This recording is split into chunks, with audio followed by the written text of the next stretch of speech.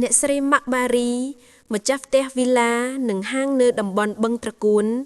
បានបង្ហោះសារយ៉ាងក្តុកក្តួលអំពីការបាត់បង់អ្វីៗគ្រប់យ៉ាងក្នុងមួយប្រព្រឹត្តភ្នែកដោយសារការឈ្លានពាននិងការបំផ្លិចបំផ្លាញពីសំណាក់ទាហានថៃក្នុងឆ្នាំ2025ទោះបីជាត្រូវបាត់បង់ទ្រព្យសម្បត្តិដែលសន្សំពេញមួយជីវិតនិងមានស្វាមីកំពុងបំពេញភារកិច្ចនៅសមរភូមិជួរមុខក៏ដោយ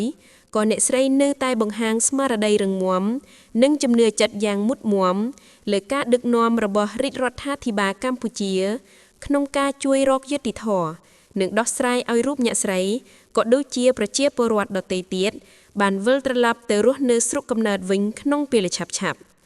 ក្នុងនោះលោកស្រីបានរៀបរាប់ថា3 ខែ 1 2026 2025ជាឆ្នាំដែលអាក្រក់បំផុតសម្រាប់ជីវិតខ្ញុំហើយក៏ជាឆ្នាំដែលចងចាំក្នុងជីវិតមិនអាចបំភ្លេចបានខ្ញុំត្រូវបាត់បង់គ្រប់យ៉ាងមួយប្រព្រឹត្តភ្នែកកម្លាំងញើសឈាមរបស់ខ្ញុំ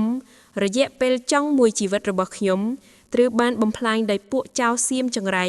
មកភ្លុនទឹកដីខ្មែរស្រស់ស្រកំទេចផ្ទាកប្រជាជនស៊ីវិលគ្មានញញៀតដៃការឈីចាប់នេះមិនដឹងថាត្រូវនិយាយបែបណាឲ្យស័ក្តិសមឡើយពេលនេះចូលឆ្នាំ2026សូវឲ្យអ្វីប្រសើរឡើងញញឹមផ្ដាល់កម្លាំងឲ្យខ្លួនឯងតស៊ូពុះពៀក្នុងគ្រាដ៏លំបាកនេះខ្ញុំជឿលើការដឹកនាំរបស់រាជរដ្ឋាភិបាលផ្ទះនិងហាងនាងខ្ញុំត្រីប៉ានសៀមបំផ្លាញអស់ហើយសូមឲ្យថ្នាក់ដឹកនាំជួយរកយុត្តិធម៌ឲ្យនាងខ្ញុំផងខ្ញុំអស់រលីងពីខ្លួនហើយយកអ្វីក៏មិនបានដែរប្តីក៏នៅជួរមុខទៀតខ្ញុំគ្មានសេះសល់អ្វីទេបងប្អូនខ្ញុំខាងបឹងត្រកួនរងការខូចខាតផ្ទះសម្បែងទាំងអស់គ្មានសល់អ្វីសូមឲ្យថ្នាក់ដឹកនាំជួយដោះស្រាយឲ្យឆាប់ផងឆាប់បានបងប្អូនខ្ញុំខាងបឹងត្រកួន